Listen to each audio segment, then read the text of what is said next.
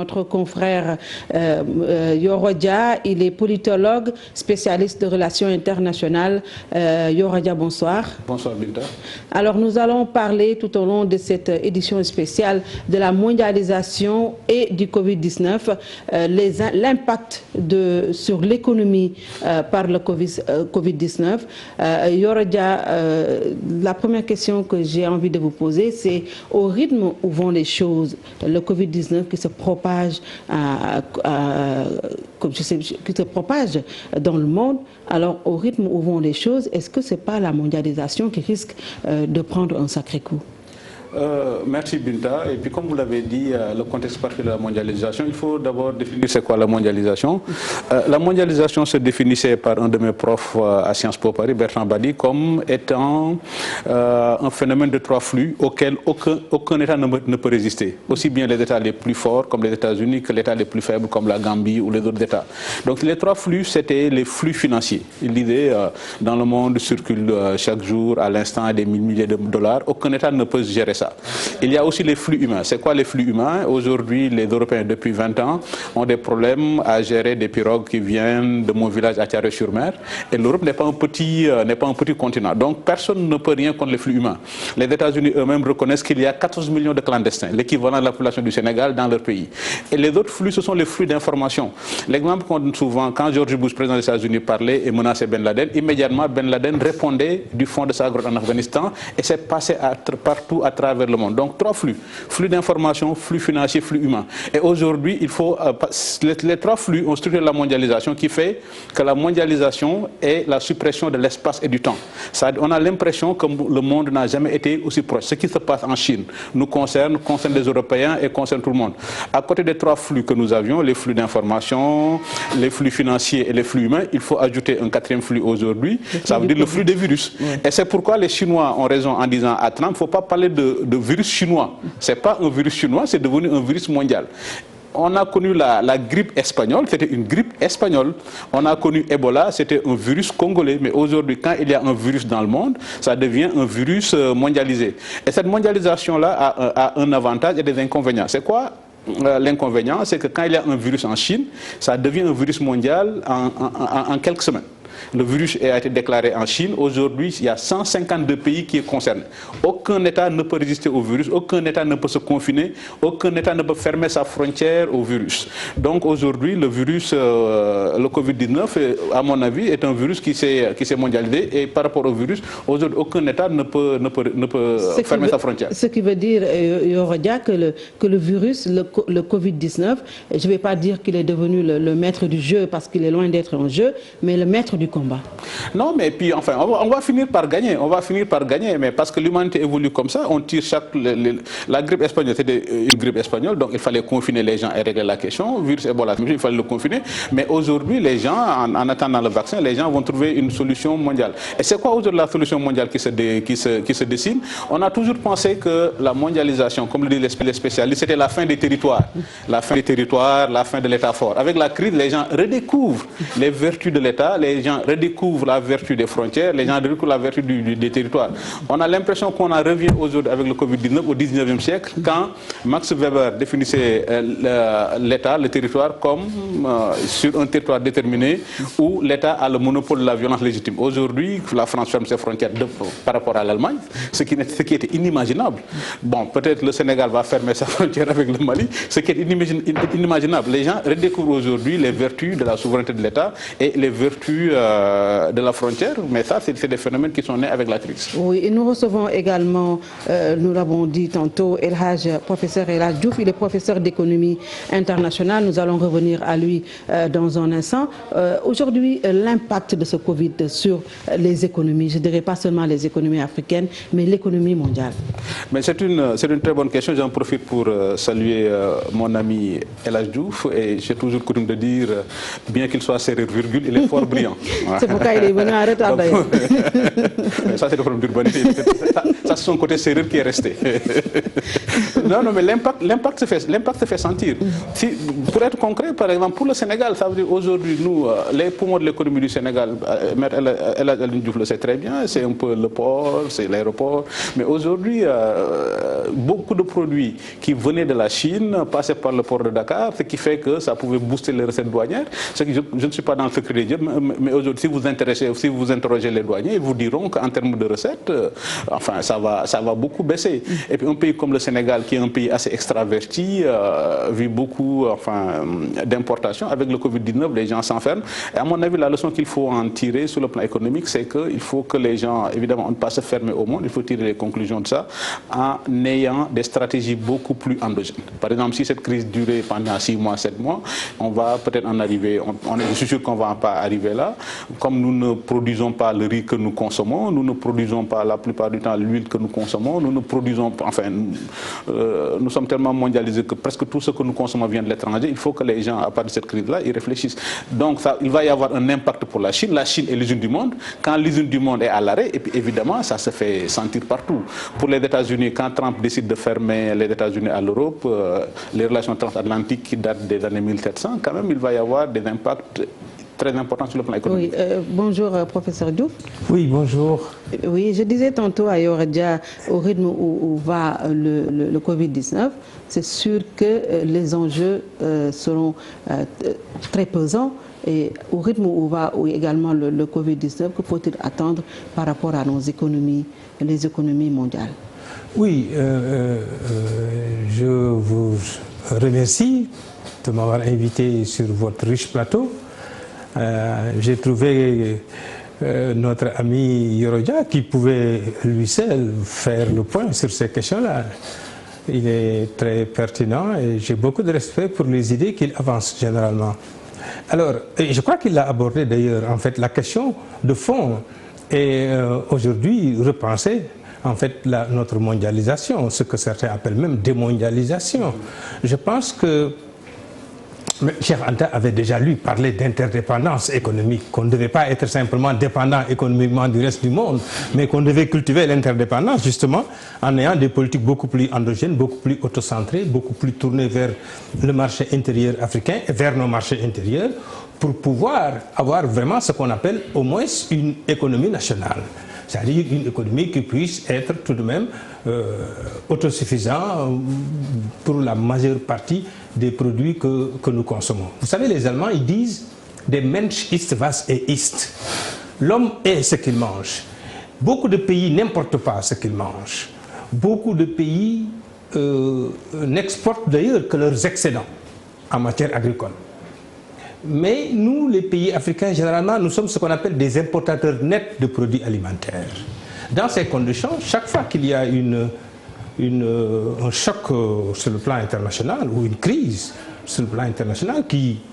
occasionne les ruptures au niveau des chaînes d'approvisionnement, nous avons de sérieux problèmes. Je pense qu'il faudrait mettre fin à cela. Effectivement, la crise impacte le commerce international. Pourquoi? Parce qu'elle a d'abord commencé en Chine, et la Chine, c'est 30% de la production industrielle mondiale. La Chine, c'est 7 des 10 ports les plus importants du monde. Si ces ports sont fermés, vous voyez un peu, le reste du monde va vraiment souffrir. Et aussi, la Chine produit beaucoup de produits intermédiaires. Donc d'intrants, de produits qui entrent dans la fabrication d'autres produits finis dans d'autres pays. Ce qui fait que les entreprises des autres pays, s'ils n'arrivent pas à s'approvisionner justement sur ces produits intermédiaires-là, vont avoir de sérieux problèmes. Et ce qui occasionne déjà en Europe et certainement en Afrique, si la crise persiste, ce qui va occasionner des arrêts de travail, des fermetures d'entreprises, effectivement un chômage, et ce qui va aggraver encore la crise. Mais nous souhaitons que ça s'arrête là. Déjà, nous avons des nouvelles assez intéressantes, assez rassurantes, assez apaisantes avec ce qu'il y a en Chine, mais aussi avec peut-être les mesures qu'on est en train de prendre en Afrique.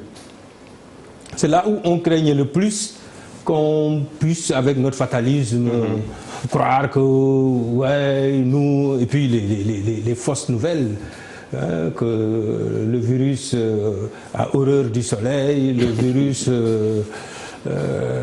a peur de rentrer chez les Noirs ou des choses comme ça. Je pense qu'il faudrait qu'on puisse prendre les mesures comme il faut. Oui. Et heureusement, je pense que dans tous les pays africains aujourd'hui, on comprend ces enjeux-là et on est en train de vraiment prendre la mesure qu'il faut pour confiner le virus et l'empêcher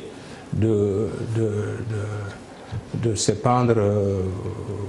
dans tous nos pays. Oui. Oui. Alors, moi, on a vu ce qui s'est passé, la solidarité qu'il y a eu en Chine pour chasser le virus de chez eux. En Europe également, il y a les grands ensembles, l'Union européenne, mobilisée autour de ce Covid-19. Mais en Afrique, on ne mutualise pas nos forces pour faire face. Est-ce qu'au rythme où vont les choses, le virus ne va pas prendre le dessus sur les souverainetés? Non, les Européens ne mutualisent pas. Les Européens se barricadent. Ça veut dire que quand il y a eu le virus en Italie, les Italiens ont demandé à la France, qui n'était pas encore très affectée, de leur envoyer des masques. La France a dit non, nous aussi, on se prépare à l'invasion du virus. Les Européens n'ont pas été solidaires. Au contraire, le Covid-19 est en train de déstructurer ce que les Européens ont bâti pendant 45 ans. Ça veut dire la liberté de circulation des personnes et des biens, des trucs comme ça. Les gens redécouvrent, les Allemands se redécouvrent allemands, les Italiens se redécouvrent italiens, les Français aussi sont en train de se barricader. Ce qui s'est passé en Chine, comme j'ai dit récemment dans un de mes articles, ce sont l'une des rares vertus d'une dictature. Et je disais heureusement que le virus est apparu en Chine, parce que la Chine est une dictature, parce que confiner des villes de 80 millions de personnes je disais c'est l'une des rares fois où la formule écraser une mouche avec un char de combat a été efficace. Ça dit que la Chine est une dictature. Donc la Chine a imposé des règles de confinement strictes, c'est ça qui leur a permis de gagner le combat contre le virus. Ils n'ont pas fait appel au civisme. Mais malheureusement pour nous, au Sénégal, heureusement, nous sommes une démocratie. Donc la Chine est une dictature, elle a imposé des mesures de confinement. Ici, l'État est obligé de compter sur le civisme. Et la France a compté sur le civisme. Le civisme n'a pas fonctionné, c'est monté d'un palier supérieur. Et c'est ça aussi la difficulté aujourd'hui de gérer ce genre de situation dans une démocratie. La Chine est une dictature, c'est pourquoi elle a pris des mesures, elle l'a imposé à tout le monde et elle a réussi à vaincre le virus. Ce qui s'est passé en Chine ne peut pas se passer aux États-Unis, ne peut pas se passer en Europe, ne peut pas se passer ici chez nous au Sénégal. Et c'est pourquoi il faut que les Sénégalais aussi fassent preuve de civisme et de responsabilité. Et comme je dis souvent, nous ne sommes pas le peuple élu. Le virus est réel, l'État est en train de prendre des mesures de confinement, il faut que les populations aident l'État à respecter un certain nombre de mesures. On ne gère pas une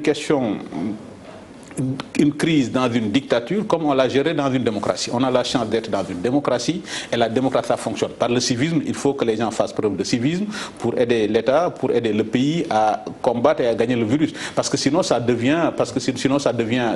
intenable. La méthode utilisée par la Chine n'est possible qu'en Chine. Imaginez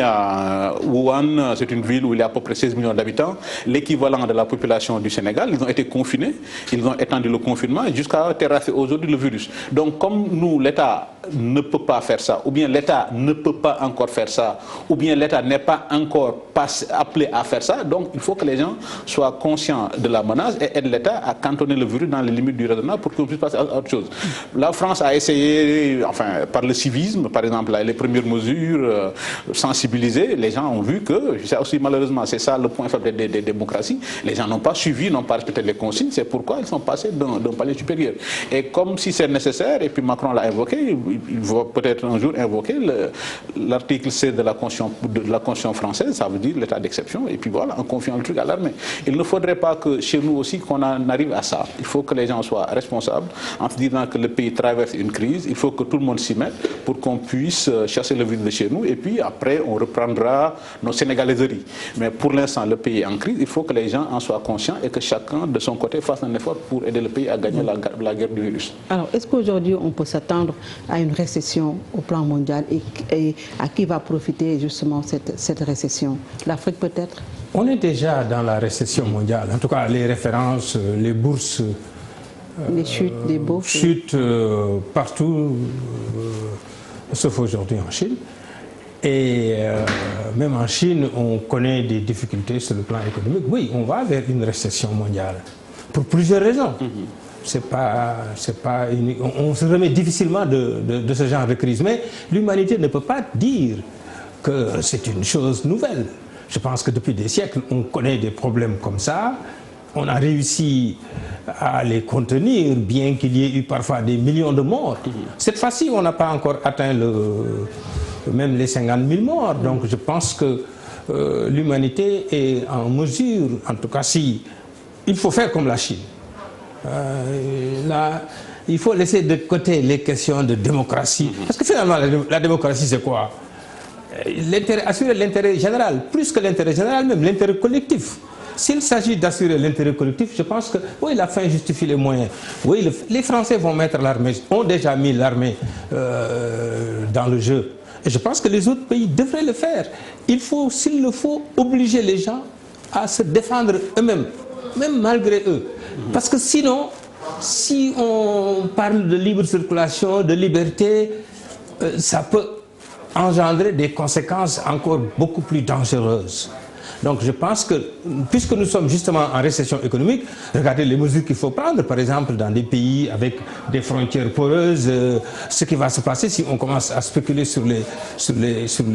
prix. C'était le temps de la guerre mondiale, ce qu'on appelle les marchés noirs, où vous savez des gens cachent des stocks de produits pour maintenant les augmenter. On a vu avec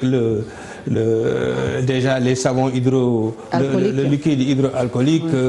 et les masques, déjà il y a une certaine spéculation, sans compter maintenant les denrées, si on arrive à un niveau où on risque d'avoir des difficultés dans ça. Mais heureusement, je pense que le monde a suffisamment de stocks, suffisamment d'excédents en produits alimentaires, que peut-être sur 1 mois, 2 mois, on arrivera à surmonter la crise sans qu'il y ait justement cette panique au niveau alimentaire qui va occasionner toutes sortes de spéculations et de pratiques frauduleuses. On espère qu'on n'en arrivera pas là. Mais la récession, elle aura lieu. Remarquez, quand on ne produit pas, quand les usines ferment, quand ce qui est acheté n'achète plus, regardez le pétrole, les prix ont baissé parce que la demande chinoise a brusquement baissé. Et d'autres aussi vont connaître ces problèmes-là. Les pays africains, je ne dirais pas qui vivent de recettes douanières, mais qui vivent en tout cas de recettes tirées des matières premières qu'ils vendent, vont avoir de sérieux problèmes.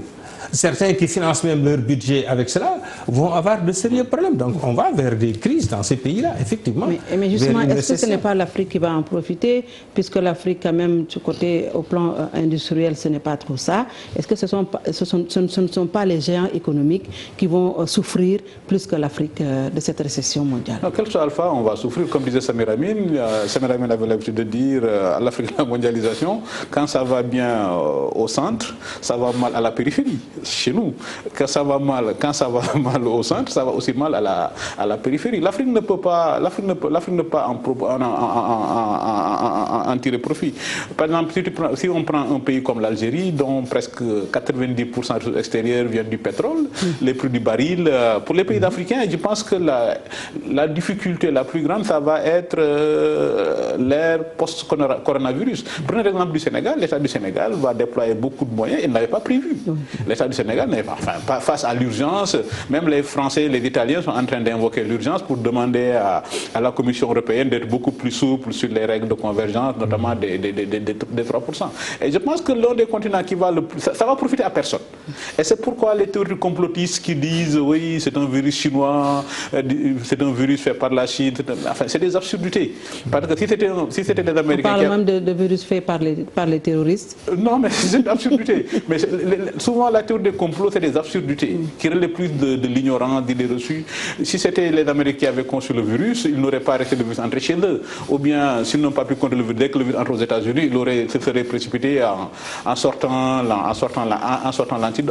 l'antidote. Donc, enfin, je pense que le continent qui va le plus en souffrir, ça va être l'Afrique. Parce que, économiquement, nous sommes très faibles, industriellement, nous sommes très faibles, ce qui fait que, comme nous sommes déjà en récession, nous relever de ça va être encore beaucoup plus difficile. Nous vendons souvent des matières premières, et puis les matières premières, on les vend souvent à des grandes puissances. Eux, ils seront passés ils seront passés à autre chose. La Chine est l'usine du monde et puis l'Afrique intègre la Chine parce que les Africains importent beaucoup de produits de Chine. L'usine du monde s'est arrêtée pendant des mois, donc en attendant que l'usine redémarre, je pense que l'Afrique va être le continent qui va être le plus impacté. Maître Alim Diouf a raison, l'humanité a toujours suggéré des trucs comme ça, mais la seule nouveauté, la grippe espagnole, c'était quand on est dans un pays où il y avait des milliers et des millions de morts. Mais le Covid-19, c'est la première fois qu'on a un virus qui se propage aussi rapidement dans 152 pays. Donc ce n'est pas un virus qui a été dans un pays comme la grippe espagnole, c'est pas comme Ebola qui a été massivement cantonné en Afrique avec des excroissances aux États-Unis. C'est la première fois qu'on a un truc qui, en quelques mois, s'est propagé dans 152 pays. C'est un peu comme un phénomène viral sur Internet. C'est-à-dire, le truc est viral, ça veut dire que ça passe d'un point et ça se répand partout dans le monde. Le virus, c'est aujourd'hui la même chose. La métaphore de truc qui est viral sur Internet, ça colle bien au Covid-19. Mais économiquement, je pense que la période la plus dure pour nous, ça va être l'après-virus. Mais justement, l'Afrique, vous l'avez dit, ne va pas se relever peut-être de cette récession mondiale. Alors, à quoi devrait-on s'attendre? Les Africains vont avoir besoin de quoi après cette récession? Qu'est-ce qui va nous manquer? Les Africains peuvent, de mon point de vue, survivre et vont survivre sans aucun doute. Pour plusieurs raisons. Parce que ce qui manque aux Africains, par exemple, pour s'industrialiser, ce n'est pas grand-chose. Vous savez, on peut trouver partout dans le monde les ingénieurs qu'il faut, les savants qu'il faut, pour les utiliser dans nos pays et transformer structurellement nos pays. Il faut le faire. Et nous allons le faire, nous sommes obligés de le faire. Secondo, je pense que les Africains ont des atouts. Nous avons toutes les matières premières du monde et même certaines matières premières sont spécifiques à l'Afrique. Donc il y a des produits spécifiques que nous pouvons faire et que nous serions les seuls à exporter dans le monde. Nous avons toutes les saisons en Afrique et je pense que nous devons tirer la leçon essentielle suivante. C'est qu'en matière de recherche et de développement, nous devons faire beaucoup d'efforts. Pourquoi le virus est apparu en Chine? C'est simplement à cause des biotechnologies. C'est-à-dire qu'aujourd'hui, tout le monde est en train de préparer l'avenir. Tout le monde est en train de faire en sorte que l'intelligence artificielle, les thérapies géniques, tout ça, c'est à un niveau moléculaire. C'est-à-dire à des niveaux tellement petits, beaucoup plus petits, 100 000 fois plus petits que les microbes. Donc nous devons non seulement nous tourner vers le marché intérieur africain, fusionner les économies africaines, développer des stratégies de mise en commun de nos richesses. Je pense que c'est surtout ça qui interpelle les Africains. jërëjëf dañuy daal di yemale waxtaan bi ci kàllaamay nasaraan le temps ñu dem ministère de la santé fekki fa Cheikh Diop dinañ dellusiwaat ci kanam tuuti ci waxtaan bi Cheikh maa ngi lay nuyu. maa ngi lay fay Adjaratou Binta Diallo. fu ñu toll ci bilan bi tey. jërëjëf fi ñu toll ci bilan bi nag jamono yi mu mel ni mu ne su see addoo góob ndax joriñ ji nga xam ne moom lañ dénk wàllu wér-gu-yaram moom moo fi war a teew ngir rek daal di fësal xibaar yi nga xam ne tukkee na foofee nga xam ne moom moo di ca Institut Pasteur lii lee nag mu doon loo xamante ni da koy def bés bu yàlla sàkk bu 17h jotee di après point de presse boo xamante ni dina ko jox mbokku Sénégal yi nga xam ne ñoom ñoo fi nekk ngir rek ñu mën am xibaar yu wér te wóor ci jàngoro ji di coronavirus ñu ne tam foog naa ni min ngeen ko ci suñu ay programme saa su nekk waxtu wi bu jotee dañ fiy teew ngir jugtal leen xibaar yi nga xam ne rek moom moo ruusandi fii ci ministère de la santé soxna Binta xam nga ne nag jamono yi ñu ngi si salle bi nga xam ne rek fi la Abdoulaye Diouf Sarr wala jàkkaarloo ak askan wi daal di wax résultat yi nga xam ne moom moo tukkee ci Institut Pasteur fi mu nekk ni nag way taskatu xibaar yi ñu ngi fi ñu koy xaarandi rek xam naa du tardé ngir ñëw ndax ñi nga xam ne ñoom la war a àndal te ñu war koo jiitu ci li nga xam ne moom moo di salle bi jamono yi nag ñu ngi toog tey la ñuy xam ndax Institut Pasteur dafa daal di fësal ay résultats yu positif am négatif lu mu ci mënti doon xam naa ne que ne rek lu tëw taxam jarte yàkkamti fii ak ci simili yu tuuti ki nga xam ne moom lañ dénk wàllu wér-gu-yaram fii ci réew bu Sénégal dina dugg ci salle bi xanaa rek ñu fàttali ni ki démb bilan bi nga xam ne wala bokk nombre de personnes personnes yi nga xam ne jot nañ leen fësal te ñu am rek li nga xam ne moom moo di coronavirus. démb Institut Pasteur daal nay def lu tolloo 44 prélèvements ci ay doomu aadama yoo xamante ni doon nañ nemmeeku seen yaram ndax am nañ coronavirus am déet ci ñooñee ña nag ñeenti doomi aadama ñoom ñoo ci jot am jàngoro ji di coronavirus. ñetti nag doon ay nit yoo xamante ni ñu nga bàyyeekoo ca tugal maanaam ca biti réew kenn ki nag doon ab jegeñaale boo xamante ni Modou bi nga xam ne ñëwoon na fi doon sénégalais bu njëkk te mu amoon li nga xam ne rek moom moo di jàngoro ji di coronavirus. ni ki tey ji itam daañu waxaat nombre de personnes yi nga xam ne rek jot nañ def ci Institut Pasteur ay test daañu jukkil test yu négatif ak li nga xam ne moom moo di positif. leneen lu ñu mën a jàpp moom moo di fii ci réew bu Sénégal lu tolloog fanweer ak benn ci ay doomi aadama am nañ fi jàngoro ji di coronavirus. ñaar ñi nag mu mel ni pàcc nañ leen ba ñu ñibbi seen ay kër ñeneen ñi sa des mu mel ni ñi nga xam ne ñoom ñoo séq wàllu kër docteur fii ci réew bu Sénégal rawatina ñi nga xam ne rek ñoom ñoo nekk ca fan te bés bu yàlla sàkk ñuy rek daal di leen di pàcc ñu ngi def seen kéem kattan ngir rek jàngoro ji di coronavirus nag doon loo xamante ni dañ koy fàttaliku fii ci réew bu Sénégal. leneen itam loo xamante ni mbokku téléspectateurs yi min nañ ko lool mu di diggé yi nga xam ne jëruñ jiñ dénk wàllu wér-gu-yaram dina koy def saa su nekk di ñaax askan wi ngir rek ñu daal di jël seen ay matuwaay ba rek ñu daal di dànd bu baax a baax bile jàngoro bokk na saa su nekk ñu raxas li nga xam ne moo di yoxo yi waaye itam di moytu bu baax a baax li nga xam ne moom moo di daje yi waaye itam gel antiseptique yi nga xam ne saa su nekk du jariñ du wàññi dara ci doomu aadama bi saa yu génnee wala bokk saa yu demee fenn daal di koy def li le bokk na ci li nga xam ne rek moom dina tax ñu daal di mooy bile jàngoro ak yeneen i prévention yoo xamante ni foog naa ni miin ngeen ko à travers nos programmes saa su nekk ñu ngi rek jébbal askan wi ay publicité yoo xamante ni dina mën a tax wax leen itam nan la ñuy def ngir mooy bile jàngoro ak itam ay émission yoo xamante ni ñu ngi koy digtal askan wi. soxna Binta mu mel ni ki nga xam ne tey jii nag moom lañ dénk wàllu wér-gu-yaram di Abdoulaye Diouf Sarr moom mooy def li nga xam ne moom moo di point de presse bi saa su nekk dañ daan am ki nga xam ne rek moom moo di directeur bu cabinet ni ki tey ji nag xamle nañ ñu nekk ne rek Abdoulaye Diouf Sarr moom mooy teew fii bu fekkee amoo beneen laaj boo xamante ni nag di ma ko digtal dama lay bàyyi nga wëyandi ak ñi nga xam ne ñoom ñoo di say invité nga waxtaan ak ñoom le temps que ñuy daal di recevoir ki nga xam ne moom moo di Abdoulaye Diouf Sarr. incha allah Cheikh Diop ñu ngi lay gërëm di la sant di la garder en repérage si kanam tuuti ñu ñëw ci bilan bi nga xamante ni moom le ministre de la santé di baaxee askan wi bés bu jot ñu xam ana fan la coronavirus bi toll ci réew mi. lu ci mën a am mooy ne le xalif Thierno Madani Tall gannaaw bu mu gisee ak imaamu mosquée omarienne Thierno Seydou Nourou Tall daal dinañu jël dogal dakkal julli àjjuma bi ndax ñu ne nag dañoo bëgg a jàppale nguur gi ci xeex bi mu jógtee ngir fexe ba coronavirus bi du law ci Sénégal. naka noonu fédération bi nga xam ne moom moo ëmb imam et ulema du Sénégal ñoom tam nee na dakkal nañu julli àjjuma jusqu'à nouvel ordre ci juma yi nga xamante ni mi ngi ci réew mi yëpp. leneen loo xamante ne jot nañ ko ci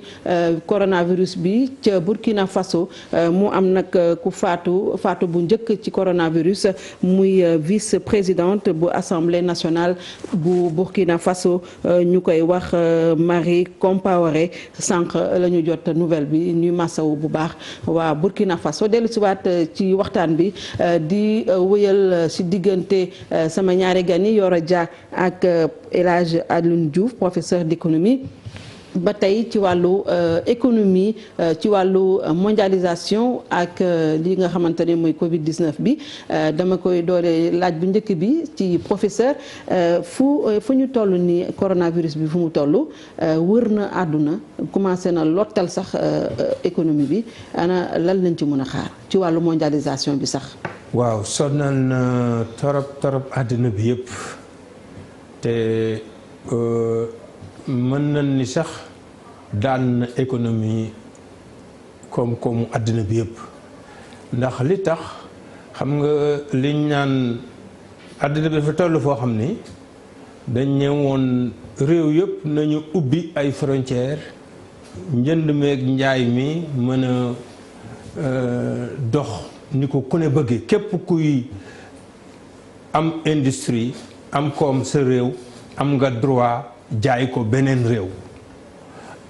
loolu nag dafa wone réew yu xarañ yu mel ni réew yu nekk Asie yi ñu ràññee ci mel ni Chine, Corée du Sud wala Vietnam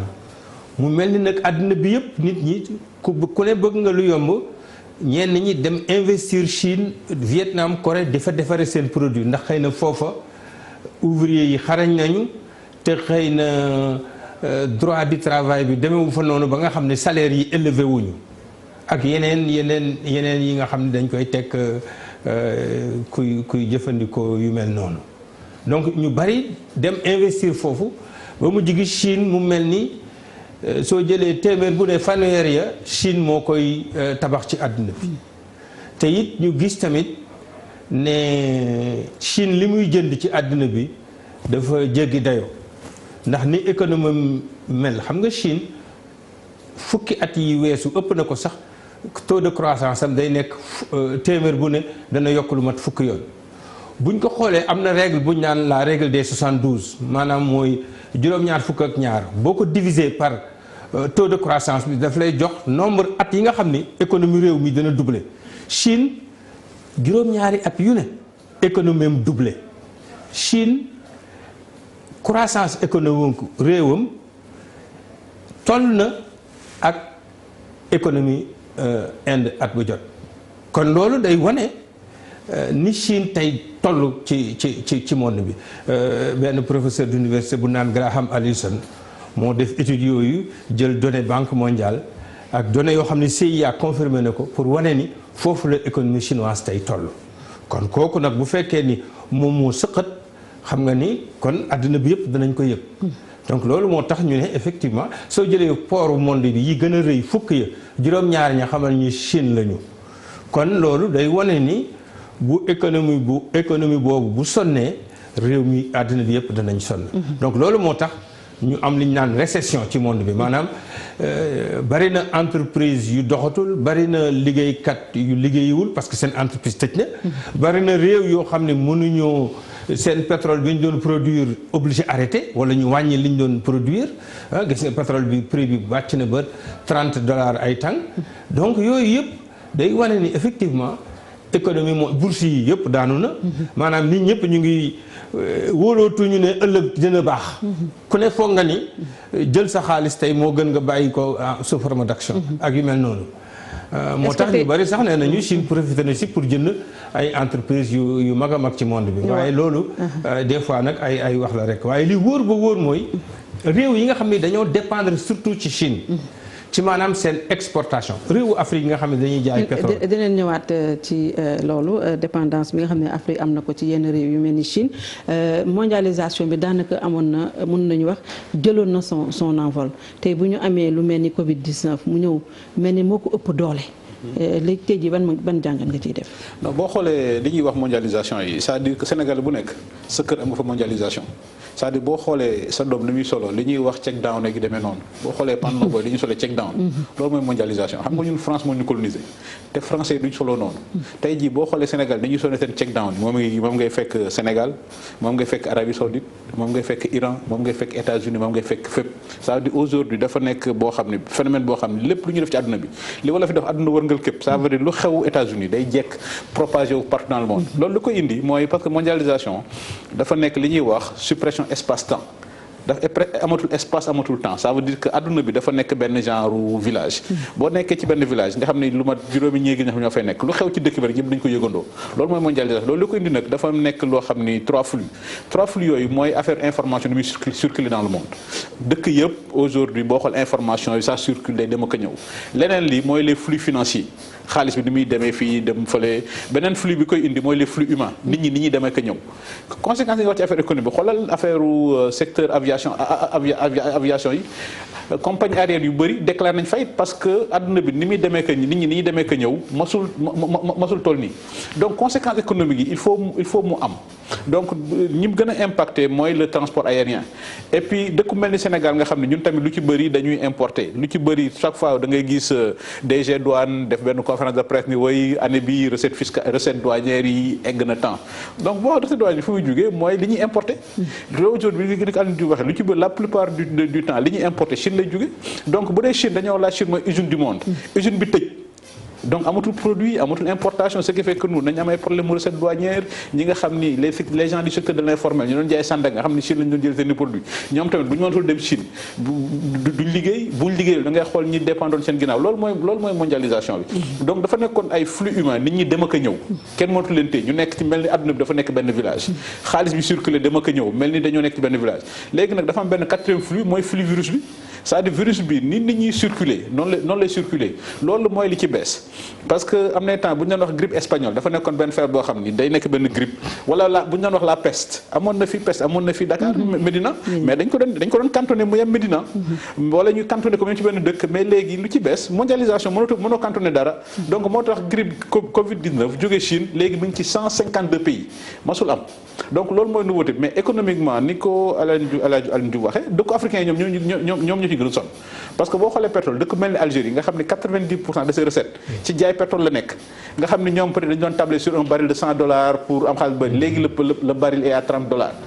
dëkk mel ni Sénégal nga xam ne on dépend trop de l'extérieur li ñu ci war a jàngatee rek li ma ci doon wax sànq ci France li ñu ci war a jàngatee c'est-à-dire crise les Chinois ñoom ñoo koy wax nee nañ crise ñaari moo la day nekk crise ak opportunité enseignement bi ñu ci war a tirer mooy bu affaire bi jàllee comme dañoo nekk ci àdduna boo xam ni dañuy dem ak a ñëw ñun ñëpp mondialisation ñëpp lu xew Sénégal Chine xam nañ ko lu xew États-Unis ñun ñëpp nous vivons dans un même village mais bu problème amee ku nekk tëj sa buntu néegu ñax il faut que Sénégal jàngat ci ni mu ci jàngatee mooy il faut que ñu am stratégie endogène la mooy stratégie endogène mooy li nga xam ni dañ koy dundee wanuñ ko continuer di jéggaani affaire bi bu continuer woon fii ak juróom benn weer lambay ñaw parce que ceeb bi ñuy consommé dañ ko importer lu ci bëri lu ñuy lekk dañ ko importer donc programme bi Sénégal développé tuddee ko autosuffisance en riz il faut que aujourd'hui ñu classé ko bu virus bi jàllee il faut ñu classé ko comme problème de sécurité nationale ce n'est plus un problème économique mais il faut ñu placer comme problème de sécurité nationale xool nu ñuy def ba finalement li nga xam ni moom la ñuy dundee ñu bañ ko di jéggaani parce que dañoo nekk ci àdduna boo xam ni kat mën nga jéggaani luxe mën nga jéggaani iPhone mën nga jéggaani lu nekk waaye nag ñi ngay jéggaani ba ñu ay problème ñoom dañuy tëj seen buntu donc au lieu ngay xaar nag ba ñooñu am problème tëj seen dëkk il faut que yow li nga xam ne mënul ñàkk nga jéem a xool noo ko toppatoo ci sa dëkk. te dañ doon wax ne les pays industrialisés ñoom ñooy gën a yëg métit ci Covid 19 mais daf mel ni Afrique aussi kenn du dem bàyyi ko ginnaaw. waaw ñëpp a koy yëg. fi mu ne mënagoo ñoo wax ne Afrique moo ko gën a yëg ñeneen ñi au contraire d'ailleurs mais am na loo xam ni tamit. ci sama gis-gis war na xaw a dalal suñu xel tuuti ndax au moins yaakaar naa ni ak crise bi dañu dellusiwaat ci li nga xam ni moom lañ doon wax multilatéralisme. danañ xam ni kenn ku ne yàlla certes bay sa tool. waaye kenn ku ne war ngaa xam nag léegi ne dëkkandoo day jàmm ca gën. ndax sa kër buy lakk su la wallusee moo gën buñ la bàyyee yow rek gis nga chinois yi ba ñu wàccee Italie waa Italie yëpp a kontaan. dégg nga leen sax ñuy ŋaññ seen mbokk européens yi nga xam ne bi ñu leen woowee pour ñu dimbale leen dañ doon hésiter foofu Chine wane na fa loo xam ni nañu dellusiwaat ci wàllu toog di waxtaan problème mu àddina bi parce que àddina bi am na ay problèmes yu garaaw a garaaw yoo xam ni pour suñu ëllëg la buñ ko waxtaanewul mooy comme par exemple ay quelques années liñ doon wax arme nucléaire xam nga réew yi. il y a 20 ans 30 ans dañoo obligé toog di ci waxtaan xam ne lii mën naa indi musiba tey tamit liñ naan les biotechnologies les nanotechnologies ak yu xeet yu demee noonu lépp li nga xam ne ñu ngi koy togg ci laboratoire yi surtout mu nekk loo xam ne nit mënu koo gis comme virus yi loolu dafa laaj tamit nit ñi toog xoolaat mbir yooyu problème de santé war nañ ko jël en préoccupation soo ko seetloo ci réewu Afrique yi dans les organisations d'intégration boolewuñ ko ci même Europe amuñu politique communautaire de santé loolu tax mu am problème yii en Afrique am na organisation bu ñu créé woon organisation ouest-africaine de la santé waaye daanaka au niveau de la CEDEAO mais booba doxul donc war nañoo xoolaat bu baax mbir moomu xam ni intégration du ci rek yem ci jënd ak jaay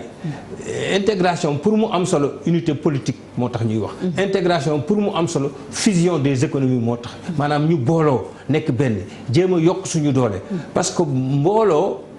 mooy doole réewu Afrique yi seen marché yi suñu koom yi dafa tuuti suñu booloowul nag gën a am koom yu gën a dëgër yu gën a rëy leneen mën nañoo këf leneen mën nañoo yàqal lu gën a raw sax coronavirus. parce que àdduna bi moo toll foofu. kon nag man li ma ci gën a gis excusez-moi waaye foog ma delloo leen il y a 40 ans Cheikh Anta Diop la mu doon wax dafa ni dépendance économique baaxul. ñun nañu fexe ba cultiver li ñu naan interdépendance économique ni ñu soxlaa bitim réew nañu fexe ba bitim réew soxla ñu ni ñu soxlaa tubaab yi nañu fexe ba tubaab yi soxla ñu noonu loolu bu amee rek defe naa ni yëf yi dinañ ko mën a gën a jëmale kanam. te loolu moo am solo. est-ce que justement pour ñu bokk di dóorandoo ak jëfandoo moo waraloon Afrique bëggoon créer la ZLECA waxoon nañ ko fi lii ñëw tegu ci seen kaw mais dañuy gis ne aussi ci biir l'espace CEDEAO et même Union africaine dafa mel ni ça existe seulement sur le papier mais que organisation au niveau communautaire dafa des parce que gis nañu lu xew léegi ku nekk yaa ngi barricadé wu gisuñu ñu booleendoo seen doole ne dañuy jéem a indi riposte boo xamante ni riposte communautaire. non loolu du Afrique rek parce que boo xoolee c'est-à-dire nit aussi bu tiitee crise ku nekk day xool noo ci génnee parce que boo xoolee. parce que am na ñoo xam ne sax amaguñu Covid bi sax mais tëj nañu seen frontière. mais boo xoolee Union européenne c'est-à-dire nit ñi ne se rendent pas compte boo xoolee diggante Europe Allemagne ak France depuis 1945 depuis qu'ils ont fait De Gaulle ak Adenauer toog ni léegi comme ñun heure boo amee doole dañuy xeex le mode de régulation mooy la guerre dañ doon guerre léegi nañ def business depuis 45 boobu ba léegi bi ñu defee Union européenne ba léegi c'est la première fois que frontière Allemagne ak France nga gisoo policier booy circuler Europe booy jógee France di dugg Suisse mais doo fa gis dara booy duggee France di dugg Belgique doo fa gis dara donc les Europe doo Afrique rek ça veut dire que nit bu tiitee am lu ko jaaxal il faut mu ay mesures conservatoires te nit ñi dañoo yaakaar ni les mesures conservatoires aujourd'hui moo nekkat le territoire la frontière la souveraineté xam nga dañoo wax la mondialisation mooy la fin des territoires dañ doon wax le modèle de l'Union européenne mooy une zone de coprospérité économique espace Schengen loolu la woon c'est-à-dire boo duggoon Italie mën nga daw ba Norvège ak soto mën nga jóge Suède dem ba Italie te kenn doo am contrôle doo am dara mais bu problème bi amee gis nañ ku nekk gisaat sa bopp mais loolu affaire phénomène de crise mais nit ñi dañ ko dépassé ba li ñu ci war a jàngaat mooy comme li ñuy wax comme li lébu yi wax c'est-à-dire ñun ñëpp ñi ngi ci gaal gi xam nga Trump dafa def campagne America First mais tey ji virus bi du America First ak li muy am doole yëpp ak li muy am puissance yëpp taxul virus baa ngi États-Unis Chine bi ñuy am doole yëpp ils ont mis des mois pour gérer le virus donc dafa nekk phénomène yoo xam ni état yi ëpp doole ak état yi nga xam ne ñoo gën a néew doole ñoo yem ci phénomène mondialisation bi donc li Alain Diouf doon wax léegi donc il faut que aussi bu li jàllee que nit ñu xoolaat xam ni ñun ñëpp ay nit lañ nga nekk américain nga nekk sénégalais nga nekk singapourien nga nekk indonésien ñoo bokk gaal gi te bu gaal gi suuxee ñëppay suux et lui pour man le principal enseignement du virus loolu la war a nekk adduna bi ñun ñëpp ñoo ci dëkk aujourd'hui adduna bi dépassé na période boo xam ne mën nga tëj sa dëkk xam nga ku nekk jéem nañu ko ba sonn mais Trump wax na ci bi muy def campagne am na te dëgg la 15 millions de clandestins aux États-Unis kenn xamuñ ñi ngi ci biir États-Unis kenn xamuñ fu ñu nekk tey ji boo xoolee aussi les phénomènes les flux humains tey ji boo xoolee Union européenne nga xam te c'est un grand continent dañu am ay difficultés pour gérer gaal yi nga xam ni dañuy jógee Sénégal jógee Mauritanie dugg seen dëkk c'est-à-dire que bu li jàllee il faut que nit ñi xam ni que kenn mënul barricade wu tey ji feebar bu commencé kenn ñaanu ko bu commencé Afrique Ebola Afrique la jógee mais day dem ba fu nekk Covid 19 bi nag lim ñu wan ci àdduna bi mooy que affaire day gën a gaaw parce que loolu mooy mondialisation bi mais mondialisation avantage la inconvénient la inconvénient bi mooy da ngay gis benn virus boo xam ne dafa jóge ci benn marché chinois léegi mi ngi ci 152 pays virus boo xam ne tax na loo xam ne Europe amul depuis 70 ans frontière ñëwaat na virus boo xam ne amul loo xam ne amul depuis 1776 que Amérique ni lu jóge am na dugg sama dëkk donc loolu mooy nouveau bi donc il faut que nit ñi jàngate ci loolu xam ni adduna bi day dox léegi kenn mënul barricade wu sa dëkk ñun ñëpp ñoo bokk gaal yi. waaw est-ce que loolu professeur Diouf du wane ne que africains yi le temps d'une rencontre sous-régionale dinañ boole seen bopp waxtaan tënk ay résolution mais après bu ñu ñibbee ci seeni kër ku nekk daal da ngay indi sa principe de souveraineté teg est-ce que jotul africains yi aussi di waxante dëgg ci seen biir di jëflante dëgg bu ko defee yu mel ni su amee ñu mën cee taxaw am ci solution commune. waaw wax nga dëgg xam nga dajaloo wax moom yomb na. loolu africains yi mën nañ ko trop li italiens yi naan molto garganta. waaw mën nañu dese ku ne wax ba géex te duñ ci def dara n'est pas da ngi nii gis nga chef d'état africain yi ànd fu ne ñu dem fa te gisoo kenn ku génn dërëm teg ci taabal ci problème bi mooy loolu suñu bëggee booloo def ñun jarul ñuy xaar kenn ci àddina bi parce que soo ko seetloo am na yoo xam ne sax vraiment manque de respect africain yi la parce que am na fi ay pays riches yoo xam ni am na yoo xam ni ñun war nañ ko mën a jëlal suñu bopp en charge donc loolu exemple boobu la ñu war a wone c'est-à-dire jóg taxaw ne xoolal Côte d'Ivoire ak Ghana ba ñu booloo ne léegi dootuñu jaay cacao bi ca bitim réew fii lañ prix bi dafa doublé loolu war nañoo yee ci lu bari da ngay xool diggante Sénégal Côte d'Ivoire gii rek biir UEMOA Sénégal Côte d'Ivoire Bénin wala yooyu huile Côte d'Ivoire bi huile de palme bu ñëwee Sénégal dootoo mën a jaay huile d'arachide bi usine Sénégal kon dafa nar a tëj mais loolu du intégration loolu mënuñu continuer noonu dañu war a créer une société boo xam ni day jël diwlinu Côte d'Ivoire diwlinu Sénégal diwlinu coton ñu boole ko ne léegi ñun ci àdduna bi yëpp ñun ñooy jaay ñetti xeetu diwlin yii te diwlin yi mën nañ leen a boole les huiles sont miscibles donc mën nañu sax créer xeetu diwlin boo xam ne amul ci àddina bi nga xool nan nga koy defee xoolal diw segal gi xam nga baax na segal am na nu ñu koy defee du wàññi kenn dara bu ñu ko defee noonu ku bëgg huile d'arachide ku bëgg huile segal ku bëgg huile palme di nga ko mën a am ci sa table teg du gaañ kenn loolu la ñuy wax ne mondialisation mooy mise en commun des richesses te noonu la européens yi def ba gis ñu développé 1952 avant ñuy def traité de Rome dañu créé la communauté européenne du charbon et de l'acier maanaam dañoo boole seen koom-koom énergie tey ñun Afrique am na ñoo xam ne am nañu pétrole ñun bokk nañ ci pays yi am calcaire donc am nañu ciment excédent am na réew yoo xam ne amuñu ciment kon nag yooyu suñu defee noonu domaine bu ne ñu xool di nga gis ne économie yi mën nañu compatible mën nañu complémentaire loolu mooy mën a indi doole biir Afrique loolu la ñu war a def te loolu nañ ci jublu jarul réunion dañu war a li ñu bëgg mooy chef d'état africain yi jël affaire bi en main ëllëg ñu gis ñu ànd taxawal ne nag cacao dootuñu jëlee cacao buy jógee Suisse usine Suisse di ko def wala usine Norvège di ko def cacao fii la jógee nañ ko defaree fii muy xeetu yeneen yi jarul xeeb même gerte gii wala noix de cajou bii mais partout dans le monde mën nga koo jaay mais na nga ko transformer doo ko jël rek jaay ko noonu en l'état mais moo tax boobu bu ñuy wax ba léegi les États-Unis d'Afrique ba léegi mënul antu parce que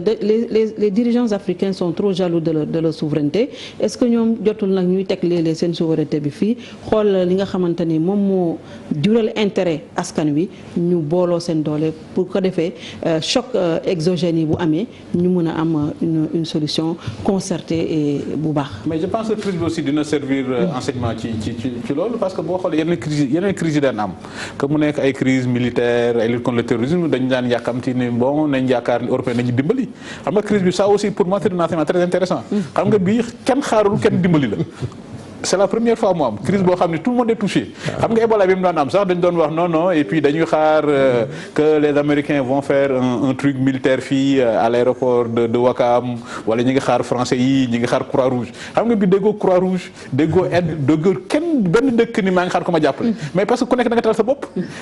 boo xoolee bu ñu demee finalement Italie am problème ni France kat yéen ñun kaay yi ñu am yéen excégul ci yéen xool leen li ngeen am ci ay masques ñun leen non ñun ngay xam ne affaire baa ngi ñëw ci ñun donc ñun li ñu am dañ koy gérer pour suñu bopp et pour moi c'est ça aussi le truc il faut que aussi dëkku africain yi jàngat ci loolu balaa ñuy am ce qu'on appelle un sevrage brutal xam nga boo amee xale muy nàmp ba am ñaari at xale bi ni continuer bëgg a nàmp dañuy def li ñuy naan un sevrage brutal dañuy xëy suba teel ni ko dañuy xëy suba teel arrêté ko brutalement ni ko déedéet mënatoo nàmp léegi magum jëmm nga je pense que nag foofu lañ jëm te crise bi wane na ko xam nga tey jii déggoo benn dëkk africain mu ne maa ngi xaar aide internationale maa ngi xaar coopération internationale maa ngi xaar Chine maa ngi xaar France am na temps ñu dëkk africain yu bëri non affaire non France États-Unis dañuy xaw compliqué parce que ñoom seen aide au développement seen coopération ils vont lier ça aux droits de l'homme léegi dañuy dem Chine bu ñu France jàppal ñu dem Chine xam nga tey ji déggoo benn dëkk ni maa ngi xaar kenn dimbali ma ku nekk da nga xool que sa dëkk ngi lakk daay gaa ngi nga xool nu ma koy fayee dëkk yëpp jéem nañ xam nga ni kenn prévoir ko benn dëkk africain kenn prévoir ko déggoo benn dëkk africain wax la problème budgétaire déggoo benn dëkk africain wax la problème de tension trésorerie ñoom ñëpp ils ont trouvé des moyens pour jéem a gérer confinement parce que ku nekk da ngay tal sa bopp adduna bi ñuy jëm nag adduna bi ñu jëm fa la ñu jëm il faut que africains yi aussi teel ca yeewu maintenant nag bu dee booloo mooy tax ñu gën a am doole ñu jéem a booloo waaye ku nekk demal sa bopp à mon avis da leen di gën a da leen di gën a fragiliser d'autant plus que économiquement on ne pèse pas grand chose. Zeleka c'est très bien mais booy xool sur le commerce mondial nous ne faisons pas 5%. nous ne faisons pas 5%. li ñuy dépendre ci étranger dafa bari donc il faut que nag yu mel nii que africains yi tiré ci les leçons en disant kat adduna bi ñu nekk bu ñu demee ba am crise mondiale ku nekk sa bopp ngay tal donc balaa ku nekk di tal sa bopp man ma xool bu crise amee nu ñu koy gérer et je pense que la principale leçon bi ñu war a tiré ci loolu muy Sénégal muy Mali muy Mauritanie ça veut dire que dañoo nekk ci adduna boo xam ni bu affaire bu daay amee ku nekk sa bopp ngay tal donc il faut ñu tal suñu bopp li nga xam ni nag li nga doon wax ci affaire problème industriel yi xam nga France bu ñu nekkee confinement pendant 1 mois dinañ am les besoins de première nécessité donc mën nañ nekk seen kër am réserve pendant 1 mois fii Sénégal boo doon xool tey jii ban famille moo fi mën am réserve pendant 1 mois mais bëriwul am na ñoo xam ne li ñuy anglais di wax hand to mouth am na ñoo xam ne au jour le jour la ñuy dund donc boo nekk situation mel noonu nag da ngay xool boo nekkee situation mel noonu da nga naan kat naa xool que Sénégal li ñuy dund ceeb ak diwlin nañ xool am nañ le fleuve Sénégal on a des terres état bi muy def programme bi mu lancé woon autosuffisance en riz ñu ne kat léegi ce n'est plus un programme économique c'est un programme de sécurité nationale qu'est-ce qu'on fait pour que dëkk bi autosuffisance en riz ñi ngi bay gerte di ko jaay chinois yi léeg-léeg chinois yi jënd ko ñu bañ ko jënd gerte gi des fii gerte googu comme ñun ceebu jën la ñu lekk nañ xool gerte googu ñu koy transformer diwlin ce qui fait que bu crise amee dans le monde à la limite peut-être duñu am yenn produits de luxe yi duñu am iPhone duñu am yenn produits de luxe yi mais au moins li ñuy permettre ñu dundee ñu jéem ko am ci suñu dëkk bi mais justement professeur Diouf crise du tey rek la mos a am dans le monde gis nañu après africains yi dañuy delluwaat ci lañ nekkoon la politique de la main tendue est-ce que bii pour définitivement bu ñu jógee ci bii nga xam ne daf leen bett nar a affecté suñu ay économie de façon définitive dinañ jël quand même seen courage à 2 mains di mën di demal seen bopp. mais oui mais du crise bi rek xam nga am na benn Zambienne bu ñu naan Dambisa Moyo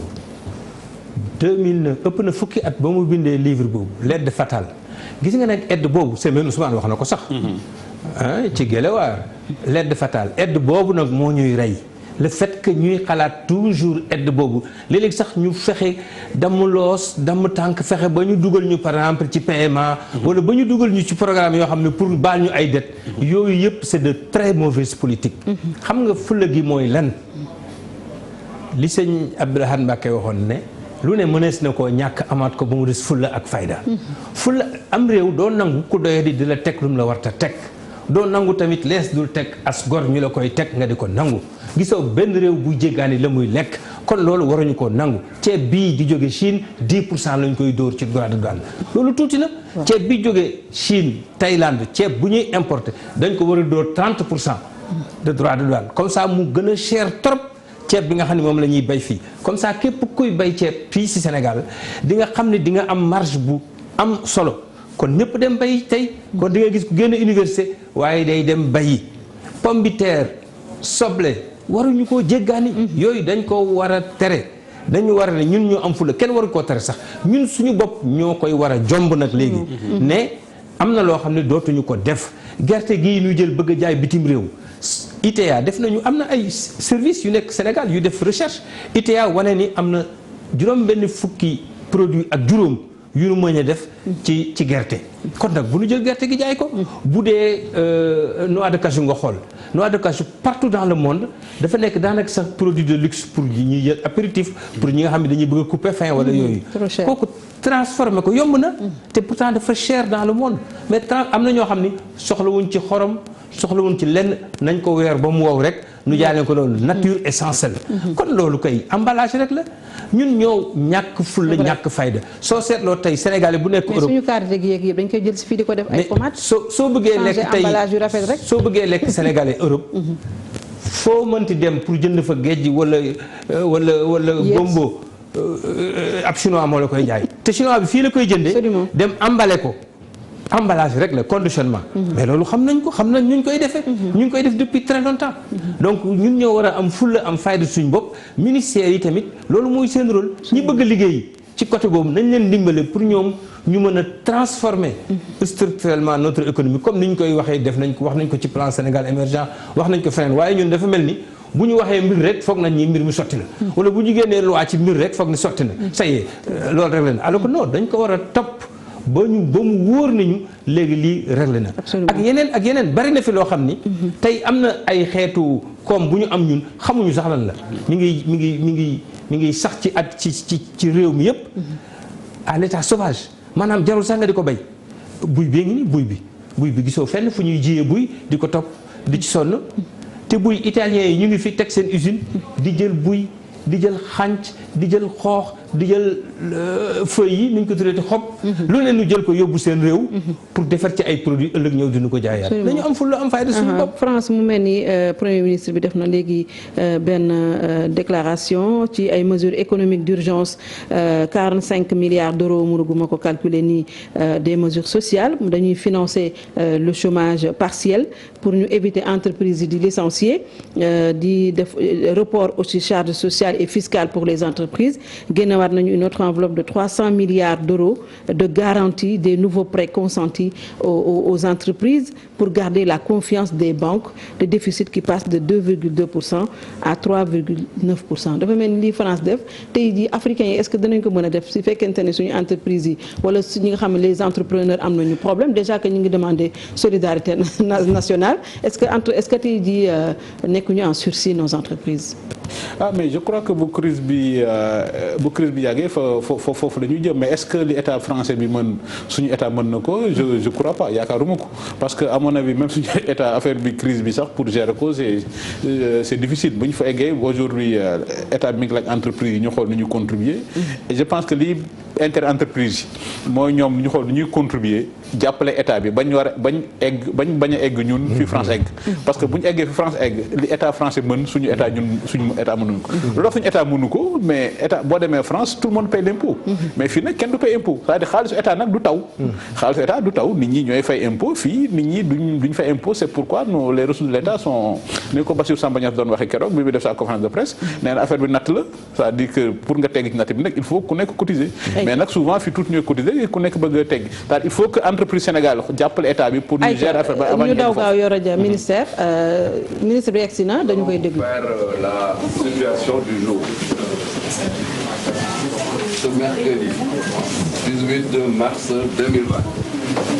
l'Institut Pasteur de Dakar a communiqué au ministère de la Santé et de l'Action sociale les résultats des examens virologiques ci-dessous. Sur 27 tests réalisés, 5 sont revenus positifs. Il s'agit de 3 cas importés, de 2 cas contacts déclarés positifs, respectivement un contact d'un des cas d'hier et un contact de notre cas, 5e cas, qui a en réalité réalisé énormément d'autres contacts. Déclarés positifs, respectivement un contact d'un des cas d'hier et un contact de notre cas, 5e cas, qui a en réalité réalisé énormément d'autres contacts. À ce jour, 26 cas ont été déclarés positifs, dont 2 guéris et 24 encore sous traitement. Et 34, encore sous traitement. La prise en charge des patients hospitalisés à Dakar et à Touba se déroule bien. Leur état de santé évolue favorablement. Le ministère de la Santé et de l'Action sociale rappelle l'importance du respect des mesures d'interdiction de manifestations ou rassemblements, notamment à l'occasion de baptêmes, de funérailles, de mariages, de cérémonies religieuses, etc. Conformément à l'arrêté numéro 007782 du 13 mars 2020 pris par le ministère de l'Intérieur. Le ministère de la Santé et de l'Action sociale informe que le hangar des pèlerins de l'aéroport Léopold Sédar Senghor servira systématiquement de mise en quarantaine de toute personne ayant séjourné dans les 25 jours précédant son arrivée au Sénégal dans un pays touché par le Covid-19. ñu jox leen situation wu bés bi tey àllarba 18 mars 2020 Institut Pasteur bu Dakar jox na ministère de la santé et de l'action sociale résultat yi xamante ne moom la def si ñaar fukki test ak juróom ñaar yi mu def juróom ñoo si nekk positif ñett yi moom la ñu wax cas importé cas bu ñëw si dëkk bi ñaar yi cas contact la mooy cas yoo xamante ne ku ñëw fii moo leen wàll tey fanweeri cas ak juróom benn moom la ñu mën a wàññi si réew mi si fanweeru cas ak juróom benn yooyu am na ñaar yu si wér bon ndëkk mën nañu wax ne fanweer ak ñeent ñoom ñoo nekk sous traitement actuellement may wax ne patients yi nekk Dakar ñu leen di faj ak Touba paj mi ngi jaar yoon bu baax ministère de la santé et de l'action sociale mi ngi fàttali que ne Sénégalais yi respecté tere yi xamante ne def nañ ko pour ndaje yi nag mën nañ si lim ngénte yi mën nañ si lim mariage yi mën nañ si lim dëj yi mën nañ si lim religieuse yi loolu nag am na arrêté ministère de l'intérieur bu ko tënk ministère de la santé et de l'action sociale mi ngi yëgal ne hangar des pèlerins bu aéroport Léopold Sédar Senghor fii si Dakar danañ ko jël def ko benn lieu de mise en quarantaine pour que képp koo xamante ne si ñaar fukki fan ak juróom yu weesu sa egsi fii si réew mi jaar nga si dëkk boo xamante ne da nga am Covid-19 te dëkk yooyu ñu xam leen bu baax danañ la jël mettre la en quarantaine observer la bu baax pour xool ndax jàngoro ji dana déclaré wu si yow. kon ministre bi mi ngi soog a noppi def bilan bi nga xamante ni c'est un bilan quotidien fan la ñu toll ci feebar bu fekkee Cheikh Diop mi ngi ci ligne bi ñu wax ak moom sinon rek ñu tënk ko ministre bi wax na ne Cheikh Diop. on n'a pas Cheikh Diop xanaa tënk rek li mu wax léegi nii nee na 36 cas déclarés am nañ ko maanaam tey testé nañu waat 5 cas yoo xamante ni positif na 3 yi Cheikh Diop waaw ñu tënk rek li nga xam ne moom la ministre bi wax cas yi yokku na. waaw kon bokk ñu jàpp ne rek Sénégal amaat na juróomi cas yu bees fu ñu toll nii ministre bi nee na 36 cas testé positif ñaar ñi dañoo wér kon ñu ngi ci 34 cas mi ngi wax ne tam hangar pèlerinage maanaam fi ñuy pèlerins yi suñuy dem màkk fan leen di yóbbu ci aéroport dañ koy jël réquisitionné ko nee na képp koo xamante ne jóge nga ci diiru 25 jours ci réew yi nga xamante ne am na Covid 19 foofu lañ lay mettre en quarantaine kon ñu jàpp ne Sénégal lim gi yokku na ci ñi nga xamante ne am nañu coronavirus juróomi cas yu bees tey jii ñu ngi toll kon léegi ci 34 cas de coronavirus Yoro Dia. waaw xanaa Sénégal gën a góorgóorlu et puis nit ñi aussi gën a farlu ci tere yi xam nga fi doon nañ fi wax way li ko mel El Hadj Aliou Diouf doon wax du dal ku ñuul li nga ko waxee sànq Burkina Faso seen vice présidente moom affaire bi yóbbu na ko te Burkina li ñu doon wax naan way affaire du dal ku ñuul waaw président vice président de l'Assemblée nationale li ñu doon wax affaire du dal nit ku ñuul kooku nit ku ñuul la li ñu doon wax way température da koy rey te Burkina j'imagine moo gën a tàng Sénégal donc il faut que nit ñi xam ni affaire bi am na que mesure yu ñu jël pour sécurité nit ñi que nit ñi jéem ko respecter pour ñu xool nuñ ci génne parce que boo xoolee chaque jour day gën a yokk il faut que ñu xool nuñ koy jéem a freiner pour arrêter affaire définitivement que nit ñi xam ni du ay caaxaan du affaire tubaab du affaire chinois du affaire américain du xeex islam du xeex diine du xeex kenn am na il faut que nit ñi taxaw ci pour ñu kii te pourquoi ñu xool ñu saluer décision yi imam yi jël ni kat ñoom seen rassemblement yooyu yëpp dañ koy bàyyi ba affaire bi jëmmi jamono parce que loolu la islam wax que xibaar yu mel nii bu amee il faut nit ñi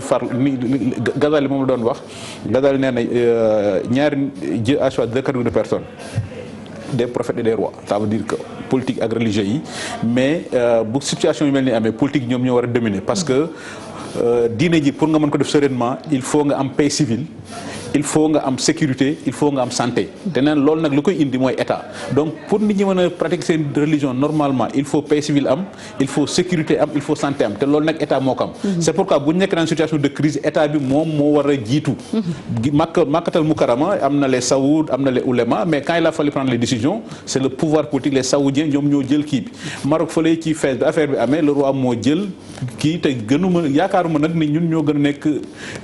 ñoo gën a jullite saoudiens yi ñoo gën a jullite marocains yi ñoo gën a jullite irakiens yi am na noo xam dëkk nag bu fay tolloo li islam wax mooy que pouvoir politique bi moom mooy prédominer te situation boobu lañ toll nag parce que aussi bu dee pandémie dafa am fi ba nit ñi dee comme ay weñ kenn du tal diine ci bu dee dañoo nekk situation boo xam dañoo nekk dans situation de guerre civile parce que fële Irak nga xam ni wàllu yu bëri fa lañ tëdd ay Najaf ay Karbala ñoom talu ñenn yi parce que dëkk bi dafa nekk en guerre civile donc bu ñu nekk situation exceptionnelle yu mel nii donc il faut que état bi jël ay responsabilité li nga xam ne moom la warlu nit ñi mooy sécurité paix civile ak santé des populations il faut état bi assurer ko maintenant pour état bi assurer mën ko assurer nag il faut nit ñi jàppale ko ci li ma doon wax sànq ci Chine dafa jaay doole ni lii la ñuy def il a obligé tout le monde à le faire feebar bi jóge fa mais ñun nag nekkuñ Chine ñun démocratie lañ nekk démocratie li nga mën a wax nit ñi rek mooy yee leen conscientiser leen mais bu dee yee nañ leen conscientisation jàllul nag à mon avis il faut que l'État jël ses responsabilités en disant lii la ñuy def dafa mel ni kon docteur professeur Diouf état bi sax jël na ay mesures à partir de tey minuit tëj na frontière am ci réew yi nga xamante ni Covid 19 dafa bari xanaa kon mën nañoo jàpp ne kon au delà de ça cas yi dinañ wàññeeku. waaw état daal na continuer fullaam ak faydaam taxaw ci mbir mi ñaareel ba li sëñ Mourtada Mbacké daan faral di wax rekk fi nekk topp digle yi bàyyi tere yi nit ñi nañ topp digle yi parce que lii bis bu nekk mu yokk bu dee ñaar bu dee ñett bés dana ñëw xëy na ñu commencé def conférence di jël ay mesures parce que dañoo xawoon a yolomal yëf yi jarte yolomal dama ni réew mi nañu am fulla am fayda li ñu war a def nañ ko def li ñu war a teg nit ñi nañ leen ko teg pour feebar bi jóge fi nañu jël matuwaay yi ñu war a jël yépp parce que affaire bi lu garaaw la affaire bi jarta xeeb de affaire bi mënoo koo gis te nag nit ñi sax gis nga fermeture frontière baax na waaye bul foog ne contamination bi c'est interhumaine uniquement ñetti vecteur la amagum humain animal les animaux mën nañu transférer virus bi comme végétaux yi les fleurs les plantes qu'on vend produits horticoles yooyu yëpp mbir mi mën na cee nekk donc les mesures sanitaires et phytosanitaires dañ ko war a def ci ñetti ñooñu ci xeet yooyu donc na nga tëj lépp parce que bu teree nit ñi dugg tamit te bàyyi marchandise yi dugg feebar bi mën na cee dugg moo tax il faut plutôt ñu xool bu baax nañu jël scientifique yi ñu xool bu baax nan la ñuy aare maanaam aéroport bi surtout ak fi ñuy duggee daal nañ fexe ba comme li mu wax léegi ne dinañu jël hangaru pèlerin yi sax confiné fa nit ñi képp ku jógee bitim réew wala jógee ci dëkk boo xam ni jàpp nañ ni feebar bi am na fa nga nar ko wàll ñeneen ñi nañ la tëj fenn ba mu mat fukki fan ak juróom. sànq bi ñuy dem ministère ñu ngi woon ci benn point ndax France génne na ay mesures sociales pour jàppale entreprises yi Yoro Dia mi ngi wax ne est-ce que luy France du Sénégal on n'a pas les mêmes moyens mais Sénégal aussi moom ay entreprises aussi dina def ay restrictions bu ëllëgee dina am problème ak banques yi kon ñoom fan lañ jëm. est-ce que duñu am ay licenciement chômage bi yokku ci réew moo xam ne ñu ngi wut liggéey nan ñaan yàlla bañ a àgg foofu parce que xam nga économie yi formation économique yi dañoo xaw wute maanaam tey suñu entreprise yi tollooguñu fu ñu war a arrêté waaye bu fekkee dañoo toll fu ñu war a arrêté mën nañu xëy na foofu am effectivement problème yu mel noonu bu boobaa nag nguur gi war na xool nan lay def ak ñoom maanaam tey bu dee ameel nañu entreprise nañ leen fay ndax nekk nañ situation bu gën a metti bu ñu leen ameelul tamit nañu gàttalu mbir moomu parce que li tax ñoom liggéeyuñu du seen coobare bopp loolu pour respecter normes yi ñi tëral ci réew mi la kon dañ leen ñun ñoo leen mettre en faillite kon nag war nañ leen dédommager bu boobaa réew mi war na xool nan lay def ak entreprise yooyu pour ñoom it ñu bañ a fayit ñu bañ a nekk ci ay jafe-jafe. waaw loolu defe naa ni buñ ca tolloo fa leen jëm. waaye yàlla bu ñu àgg foofu. bu ñu àgg situation boo xam ni day am blocage presque de l'économie. mën nañu tendre vers ça on ne sait jamais mais on ne le souhaite pas Yoro Dia tey jii économie bi tey jii bu fekkente ne Covid 19 bi yokkuwul wala bokk wàññeekuwul ci Sénégal ak récession bi nga xam ne am na Sénégal dina ko sentir yéen a ngi ko doon wax sànq parce que dañuy jéggaani lu bari tey jii on a dit que le stock sécuritaire est en place mais xamuñu fan la virus bi kañ la virus bi di fi jógee à quoi devrait-on s'attendre? non ni nga ko waxee li Maître Diouf doon wax et puis comme affaire bi jóge na Chine Europe moo nekk temps yi le foyer européen nañ ci jug ñoom tamit mu jóge ci ñoom mais ñun tamit nañ organiser li Aline Diouf wax xam nga boo nekkee comme suñu économie li ma doon wax sànq fii booy xool européen bu feebar bi amee ñoom ñëpp dañoo njëkkante dem dans les grandes surfaces ou ay stock pendant un mois fii waaw mais fii ñu ko fii aussi loolu mooy dëkk bi fii ñan ñoo ko fi mën boo li anglais di wax fii ñu ci bëri boo xool Sénégal yi ci bëri hand to mouth li anglais wax hand to mouth c'est-à-dire que da ngay dem daan doole ñu fay la ngoon 5000 10 000 nga xëy suba bàyyi fa dépense sa kër dem utiwaat leneen bu dee yow da ngay dund au jour le jour comme Sénégal yu bëri nit ñi def mais mënoo stocké et c'est pourquoi donc pour man li ma xalaat mooy privé national ak état ñu lëkkaloo xool nu ñuy defee les moyens ba mën a daan affaire bi parce que affaire bi bu ñu eggee foofu li ma doon wax sànq li France mënuñ ko économique bokkul l'État a énormément de difficultés te yaakaar bu ñu eggee foofu état bi li muy gën a xalaat mooy nu may gérer hôpitaux yi nu may gérer kii que plus nu may subventionner le secteur privé donc li gën a am solo mooy nu ñuy xool nu ñuy boole suñu doole secteur privé état société civile nu ñuy xool ba arrêter affaire parce que à un certain point bu fa eggee du baax ci kenn parce que aussi bu ñu fa eggee état li muy gérer il y a des choses importantes mais il y a des choses urgentes pour état lan mooy nekk urgence mooy ni ñuy xoolee ba nga xam dañoo feebar ñu faj leen donc aider les entreprises ça va être très important mais par rapport à l'urgence de soigner les malades par rapport à l'urgence de trouver des médicaments par rapport à l'urgence de cantonnement par rapport à l'urgence par rapport à telle urgence donc l'État va agir par urgence et c'est pourquoi li gën mooy comme ni ma doon wax ci gaal gi ñun ñëpp ñu ngi ci gaal gi donc nañ def tout pour que gaal gi bañ a bënn wala gaal gën a suux donc ni ñu ko mën a defee li wolof di wax songandoo dóorandoo il faut que ñëpp xool ni ñu ciy jàppee les religieux société civile état ñun ñëpp ñu xool ni ñuy une situation de responsabilité extrême en 15 jours en 1 mois ñu xool nu ñuy indee une tendance baissière à mon avis c'est la seule solution parce que beneen solution bi mais attanuñ ko c'est-à-dire suñu dëkk yi même bu nekkul crise day metti même bu dee en situation normale day metti waxuma la bu ñu nekk dans une crise boo xam ni kenn mën na ko gérer. waaw justement tey jii docteur professeur Diouf est-ce que mën nañu xaar ëllëg bu fekkente ne man damay wax ëllëg parce que on peut s'attendre à tout léegi nag ñu am spéculation dem ba gisatuñu li nga xamante ni ñu ko doon jéggaani si amul c'est ça la loi du marché foog mu bu fekkente li nga bëgg amoo ko gars yi dañuy yokk les prix est-ce que les Sénégalais aujourd'hui nañu xalaat ne ëllëg njëg yi mun na yokk bu baax wala sax ñu dem sax ba dootuñu ko gis sur le marché. duñ ko nangu. xam nga loolu moom duñu ko nangu nag loolu moom jar na yóbbu sax nit kooku rëbës. dama ni képp ku fi jël jumtukaay yi wala ñam yi produit yi nga di ko denc pour di ci spéculer yoon service yi nekk service commerce direction du commerce intérieur joxe na ci ay communiqué ministère du commerce joxe na ci ay communiqué ku ko def dinañ la dóor yu métti parce que nag am na loo xam ne mënee su ko nangu mënuñu nekk fii jànkante koog virus médecins yi di reyante guddeeg bëccëg infirmiers yi noonu personnel de santé bi noonu ñu war a jàppale ñooñu waaye ñooñu tamit bu ñu bëggee dem jënd ceeb duñ ko gis ci àddina bi loolu duñ ko nangu ku ko fi def danañ la tëj kaso waxuma la dañ lay daan amende mais dañ lay yóbbu rëbës ñetteel ba dafa am loo xam ni. mais professeur bu dee àddina bi yokk nañ nag. non ñëpp du yokk am na ñoo xam ni dañuy wax nii rek waaye am na ñoo xam ni xam nañu ne ñu ngi leen di xool xam nga ñu ngi ne jàkk ku leen di jàkk ñaari bët. jarul nga naa ko gestu ma parce que mi ngi leen jàkk ñaari bët waaw ñoom xam na ni ñu ngi leen di surveiller ci région yëpp nag chef de service régionaux yëpp loolu lu may wax moom maa déglu démb suivre naa réunion bi ci ministère bi def suivre naa communiqué yi ci directeur bi def parce que sama njaboot lañu foofu donc suivre naa ko te pare nañu ñoom ku fi def lu mel noonu ñu defante ko ak yow parce que nag am na loo xam ne mëne su ko nangu waaw nit ñëpp di reyante pour daan virus bi yow nga nekk fi bëgg a profité ci kaw Sénégal yi duñu ko nangu d'ailleurs sax soo ko seetloo même entreprise yi bu ñu foog ne dañ koom-koom bi dafa nar a suux lu ëpp noonu parce que comme ni ko sama gàmmu waxee léegi sama gàmmu ni mu ko waxee léegi sa buur bi xam nga ni tukulóor bu nekk buur amul moo koy buur séeréer lañ ko xam léeg imaam yi kay nanga noonu léegi gis nga am na loo xam ne duñu ko nangu maanaam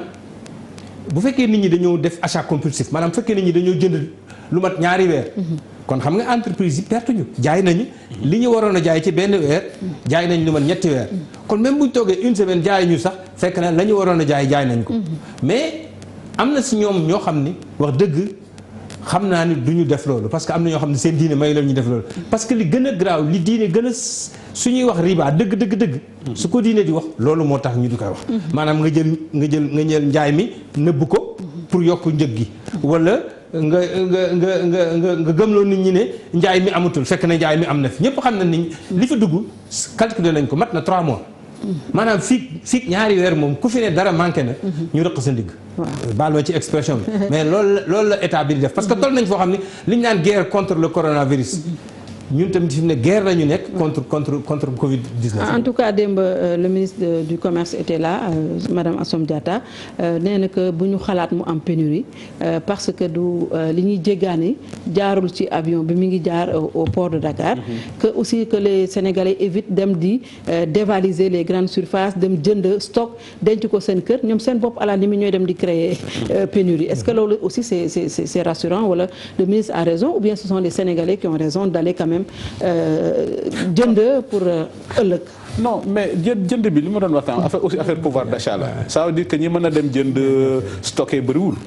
moo tax boo xoolee boo demee ci magasin tout se passe normalement parce que yenn Sénégalais ñoo mën a dem jënd pendant 2 mois 3 mois stocké ko et je ne pense pas que am na ay commerçants yuy dem jënd denc ko pour jaayaat ko loolu mooy spéculation bi c'est ça loolu mooy spéculation bi loolu nag du problème mu Sénégal loolu problème ministère du commerce la xam nga état nag loolu la ça veut dire que l'état a un pouvoir régalien en temps de crise l'état doit prendre des mesures exceptionnelles ni ko kii waxee dëkk bi xam nga wala fi nañ baadoo la mooy moom nga teg ci njoon mu bërëngu ba daanu situation bu mel nii nga xam te une crise mondiale te une crise sanitaire yow ngay yaakaar nooy spéculer mais à la limite c'est un truc criminel bu boobaa nag je pense que c'est à l'état de prendre ses responsabilités yaakaaruma ñu egg foofu parce que boo xoolee crise bi malgré li ñuy tiir yu demee je pense que affaire bi mi ngi xaw a tourner parce que Chine déclaré nañu affaire bi jeex na fa te la plupart ceeb bi ñuy jënd yu bëri boree la jógee te boo xoolee aussi restriction yi ça concerne plus la circulation des personnes nit ñi lañ wax am na ay restriction mais fret beeg bateau yeeg bu ñu nee bateau yi bateau de croisière yi lañ wax ñi nga xam ni dañuy dugg ci bateau yeeg yu demee noonu mais pour indi marchandise loolu je ne pense pas que qu'on soit concerné la meilleure nouvelle de la semaine pour man mooy affaire bi jeex na Chine président chinois nee na affaire bi jeex na Chine économie chinoise dina redémarrer waat beneen affaire bi wax nañ tamit que booy xool dëkk mel ni Italie affaire bi tamit commencé na depuis les mesures de confinement Sénégal jàngee ci loolu tamit Italie tamit bi ñu defee confinement sévère gis nañ affaire baa ngi wàcc donc nit ñi xam nañ solution bi discipline la ak responsabilité soit na nga am discipline personnelle ak responsabilité personnelle wala boo ko amul état bi impose discipline ak responsabilité personnelle te France yaakaar ne fii ak 10 jours après mesure yu ñu jël dina xaw a commencé wàññeeku donc comme ñun eggaguñ foofu xam nañ affaire bi fu muy jëm la chance bi ñu am ñun africains yi mooy ci ñun la mujjee xam nañ solution bi xam nañ lan moo koy faj donc la question rek mooy nu ñuy def ba ñun ñu bañ a egg foofu te yaakaar naa ni buñ ci góorgóorlu duñ egg foofu balaa lambay di ñaaw il faut ñu jéem a bañ a egg foofu te loolu nag à mon avis sur ce plan là le rôle de l'État est fondamental vraiment xool situation mel nii nit ñi jaaxle xool fu ñuy nga ci spéculer xool noo ciy kii pour man à mon avis c'est criminel loolu nag ce sont les services de l'État du problème au citoyen maintenant nag que nit ki tiit de façon compulsive dem jënd mais mënoo ci dara bu ko stocké pendant un mois gis ne affaire bi finalement et puis après ça va devenir normal comme on le fait sur le plan économique les magasins vont vendre et puis les magasins aussi vont se réalimenter ce qui fait que ñi jëndoon pendant de façon compulsive pour stocker pendant 2 mois dans 1 mois bu ñu demee nañ fekkat affaire foofu mais il faut que l'État joue son rôle contre la spéculation à mon avis c'est criminel de profiter de cette situation désarroi mondial bëgg ci gérer sa affaire bopp ok ñu ngi lay gërëm bu baax Yoro maa ngi lay gërëm El Hadj Alioune Diouf professeur d'économie internationale. ci wuyu si bi sant bu baax. di fàttali ne Sénégal amaat na juróomi cas yu bees tey ñi nga xam ne am nañu coronavirus ñi ngi toll kon ci 34 cas autorités yi jël nañu aussi décision jël hangar pèlerin yi nga xam ne ñoom bu ñuy dem Makka ca aéroport foofu la ñuy nekk état bi nee na jël na ko da koy réquisitionner pour ñi nga xamante ni dañoo jóge ci dëkk yi nga xamante ni dañoo am feebar dañ leen fa denc ci diiru 25 jours pour xam ndax am nañu feebar bi am déet kon boog la famille omarienne aussi décidé na ne daal dootuñu defati julli àjjuma ci juma yi ñuy may état bi mu mën a xeex bu baax ak feebar bi naka noonu les imams et les oulémas ils ont pris aussi la même décision li nga xamante ni ñëpp rafetlu nañ ko di leen tàggu tey fii la ñuy yemale ak yéen ci leen édition spéciale di leen jox ndaje incha allah ëllëg 5 heures bu soobee yàlla.